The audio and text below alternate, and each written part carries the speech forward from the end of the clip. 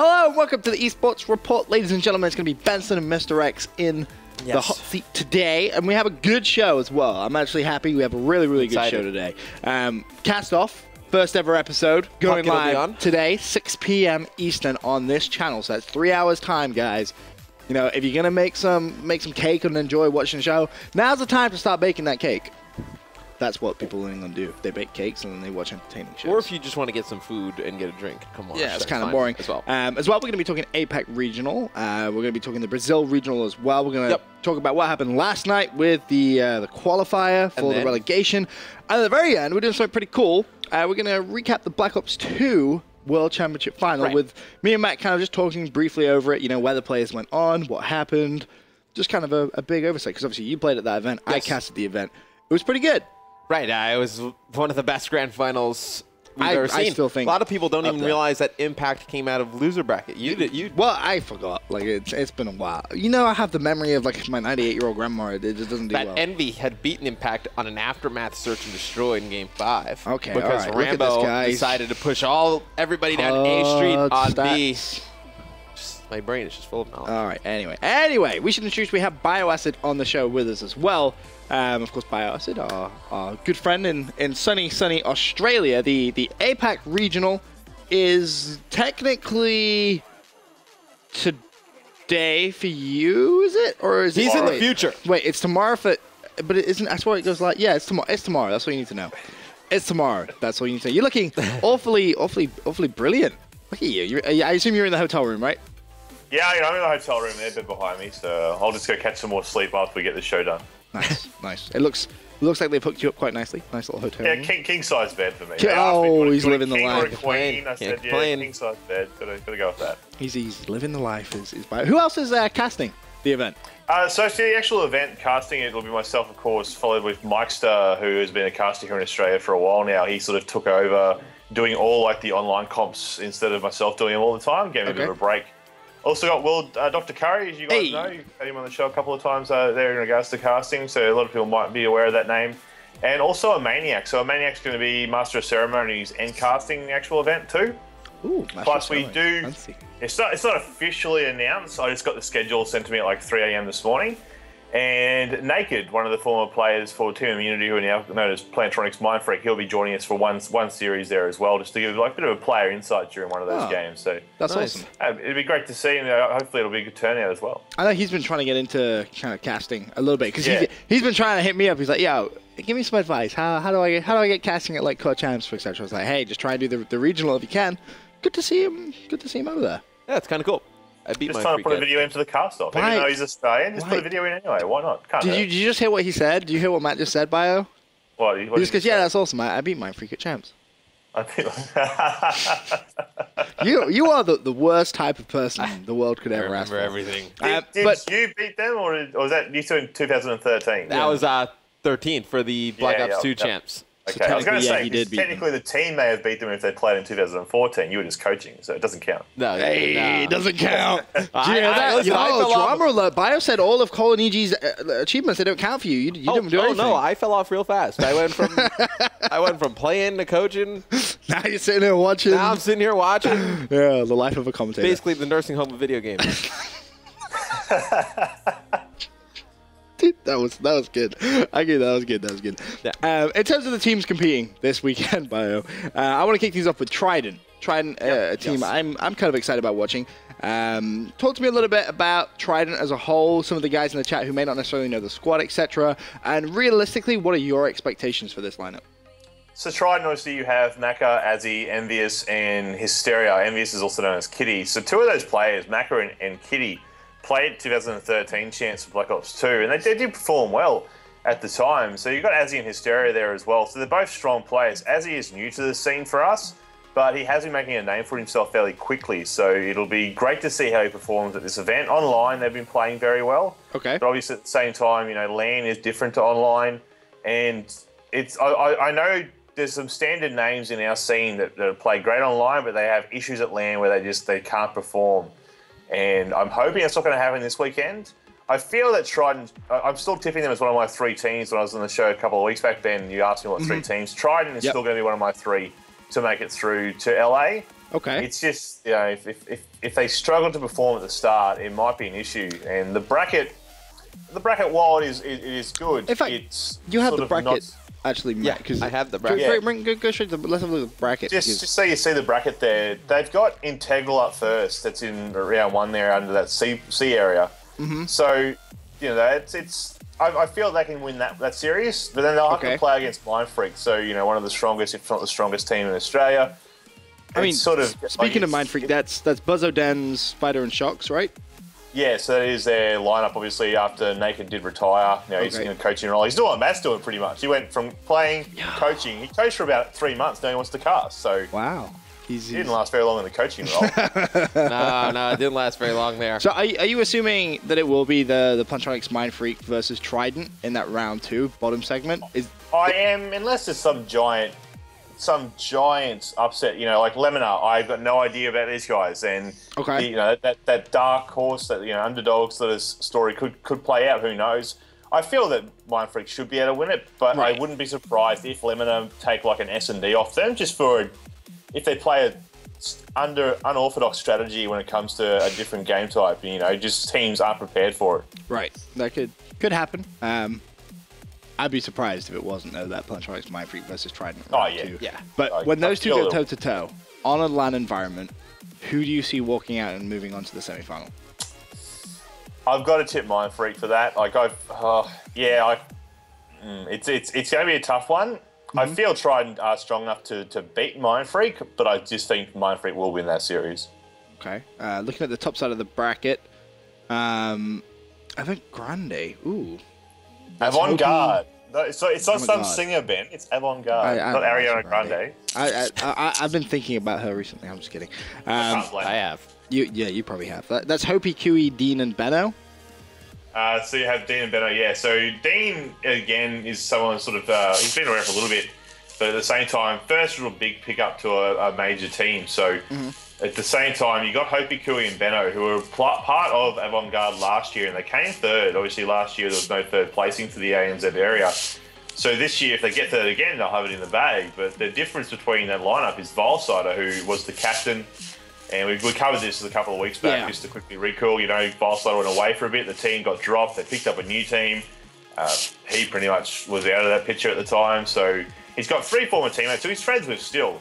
He's got to compete against, and these guys can perform, but I can't see it at this time. Just looking at that bracket as well, I don't think that they'll be able to perhaps push through. They could, though. It could be a surprising thing, you know, just the simple fact that if you get lucky, it all comes down to a bracket as well for a lot of teams when it comes to these sort of competitions. If you get lucky enough to sort of get in the right position in that bracket, then sometimes you can just like slither your way through just on the coattails.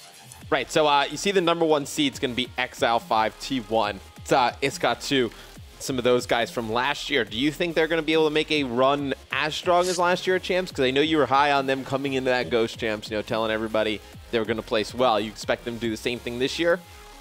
I'm unsure, and that's just because it is obviously a different lineup. Like Fate, who is the new replacement for Dens, who left to join Mindfreak, he is a strong player, and every time I've seen him play on LAN, he has performed well. Obviously, being a different game, it's hard to call that, but I feel that they can make top 3 to get to LA. How they perform over in LA will be another story, though. A lot of people are a little bit skeptical. They're like, oh, you know, they're going to choke. T1 to choke. They won't make it. I still believe in them. Just like you can't not give them that edge. You know, they're 3 players who came 5th last year at Worlds. So why wouldn't they be part of your top 3 to finish here in Australia? That's just my mindset. And Fate, obviously, people are aware of Fate and what sort of player he is. So in terms of now your top 3 teams to qualify, we talked about it a couple of weeks ago when we didn't know who was even going to go through from the qualifier, and you were kind of, you know, just guessing, I guess is the best way. Now you know all the teams which are going to be at the regional. What 3 teams go through? Who are we seeing at COD Champs? I'm still going to tip the same teams I tipped before. Trident, Plantronics Mindfreak, and Exile T1. Okay. Now, if any team's going to break into that, the wall. I want the wall to go through. Need that build wall, yo. But no, I feel that out of those teams, if any team is going to push into that top 3 and not one of the ones that I tipped out, it realistically, looking at that bracket, would be Avant, in my opinion. Just from that bracket style, Okay. You know, because if it plays out how I feel it would, you know, X5 and Avant will play each other in round 2. And then going down to that loser side of things, you know, Avant will probably have to go up against Trident, perhaps. And then if Trident win that, then, you know, they're sort of going to push you towards that. But I feel that it'll play out on the day how it always does. And I just think that those 3 teams should be able to at least get themselves those 3 positions. In what order, I'm not sure at this time, though, because, you know, it could go any which way. So what's the competition actually been like in the APAC region for AW? Because obviously last year you guys came out, looked really, really good at champs.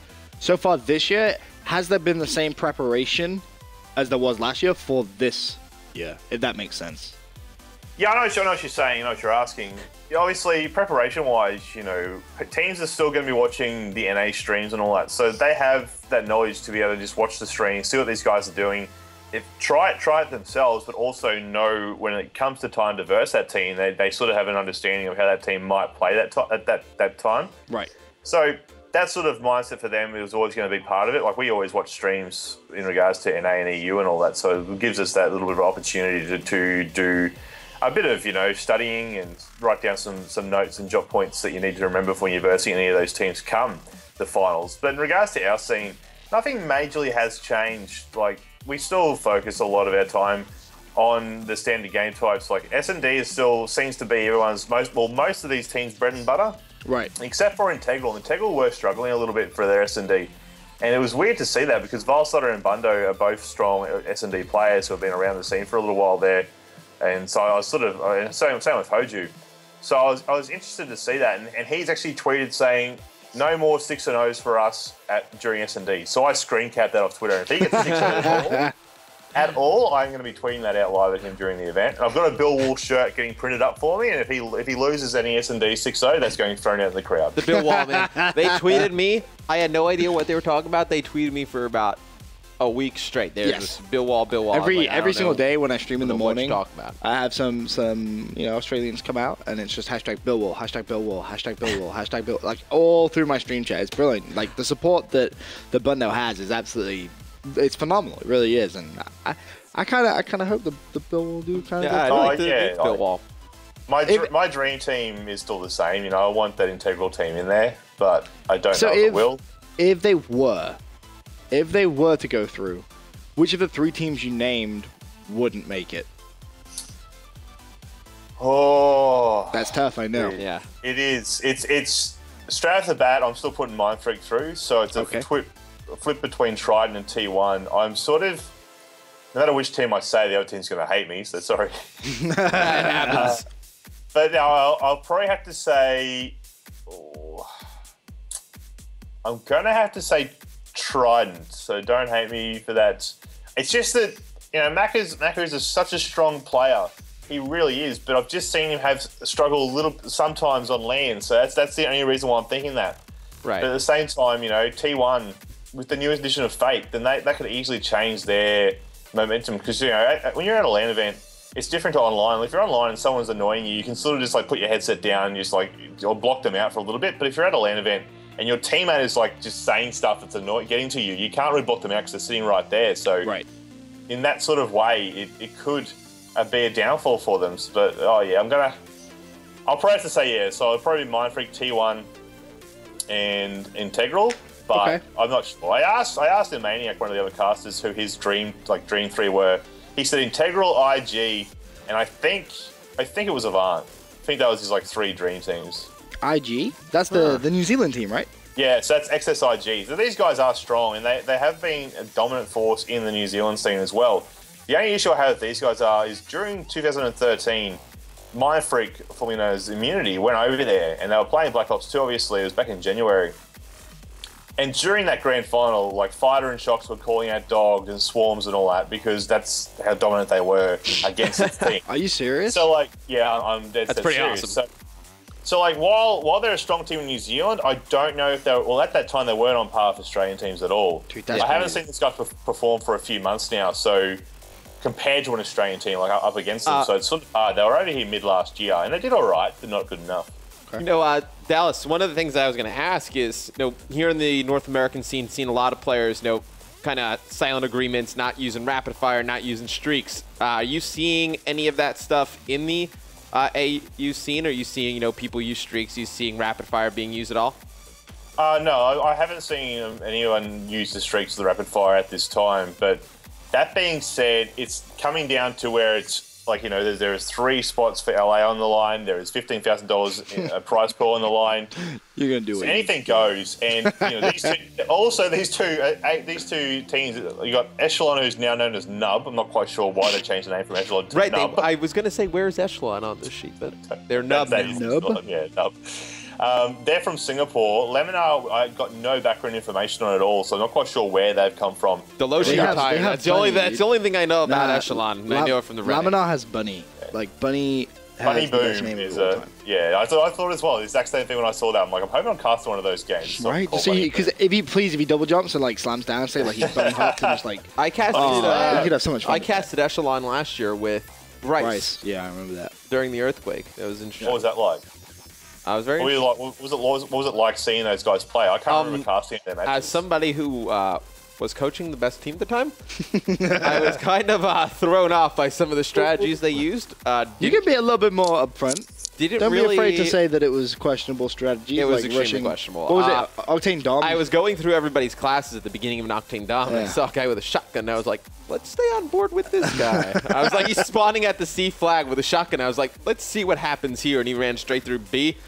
Sure enough, didn't work out. Didn't make it to Motel. He died very quickly once he got to B Dom. But I'm sure you're going to see tons of interesting stuff out of them. Oh, yeah, no. Oh, definitely. I would put money on an Exo Shield coming out.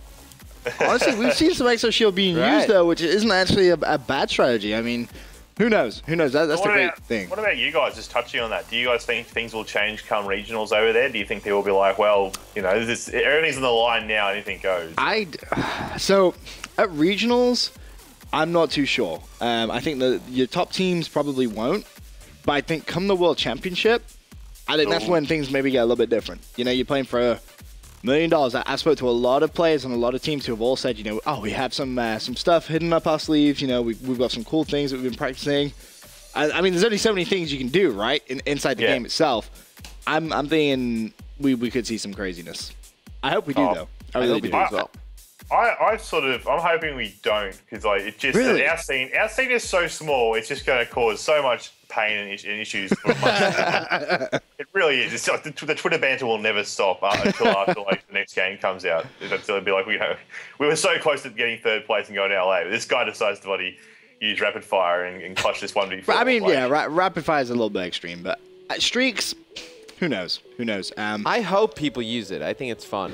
Streaks are really good fun. I think for a viewer, it's awesome to watch. You've been using rank? Yeah, bombing run is so easy to get. I feel it's that easy that you're foolish kind of if you're not using it. Especially on hardpoint. Jeez, hardpoint's so easy. Just jump like a bombing run on hardpoint solar. Oh, hardpoint solar. Good old hardpoint solar. One quick question though. What are you most excited for this year's COD Champs? Well, it depends. You mean over in LA or do you mean here in Australia? Yeah, World Champs. World Champs. Most excited, honestly, when I read it online, this is what got me the most excited. I'm really hoping I'm going to be there. Is that there's tickets available for sale now. Just the audience that could be there this year.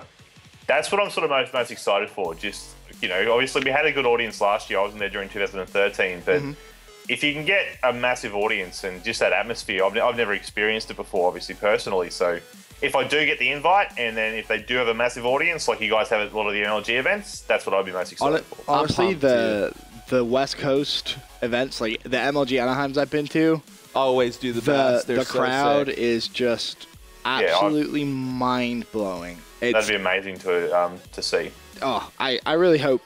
I really, really, really hope it's like a packed-out, sell-out crowd because, there's always that kind of joke about you see other esports tweet out, oh, look at our World Championship. Like, we filled out a stadium, we filled out like an arena, and then it's like, well, screw you other esports, we're going to do that too. It's like, well, our World Championships have never really, it's not been like that. Like, Black Ops 2 never had that vibe. It was really just invite only. Really intimate. Ghost was a little bit bigger, but this year, you can see they're building towards something big, having a bigger crowd. I hope this year towards a stadium. I hope this year we have an awesome turnout, and I think we will. Have Imagine an awesome if COD Champs was like in the Staples Center. Yeah. you Well, it was only next door from where we were last year. Right, yeah, that's true. Yeah, we were real close to that. Does everyone just pick up their controllers and walk across the road? Man, nobody wants to. So good. Listen, man, you probably sell more tickets for champs than my Lakers. My Lakers are absolutely awful right now. More people want to watch Nate shot than Carlos Boozer, I can tell you that. I have no idea what you're talking about, but yeah, you don't know sports. I agree. Or what about you guys? What are you most excited for? You kind of nailed it, man. Like the open seats, you know, Yeah. people being able to come in and buy spectator passes. It's always great to meet fans. Always great to meet the community out there. It's just going to be so hype. I hope it's like a big amount of tickets. That would be, my 1A, and then my 1B would be that we've kind of had a few years of experience with the same players. Right. So now the storylines and the connections between these players are so deep that it makes for kind of compelling stories for each match. I mean, you like look at every year is a build-up to the next year, Exactly. and you look at how different the teams and what's gone on in the last year. There's so much to talk about, and it's just like there's a team with 5 championship time. rings on it. A 5-ring championship like that. That's crazy. Like I feel for a new viewer, you look there and you're like, whoa, this team it must be like would the Yankees be a good comparison? Like. Used to be really, really good. Now coming in, are they going to be as good? Question marks. Something along that line. Like they used to be world championships winners. Now can they do the same? I don't know. I just think there's going to be so many storylines. But back to the APAC regional. I'm very, very excited to see all that gameplay. When exactly can we see it then, Bio? So that'll be starting at 10 a.m. Obviously, that is Australian Daylight Savings 10 a.m. time tomorrow. On Saturday, February the 14th. So that'll be actually... That's 3 hours later than right now. 3 hours, pretty much from now. So it's 7 p.m. Oh, sorry, 6 p.m. for you guys on the 6 East p.m. Coast there. Eastern. 6 p.m. Eastern. 6 p.m. real time. And where can we watch it? Is the question. You better watch it on mlg.tv/ACL. ACL.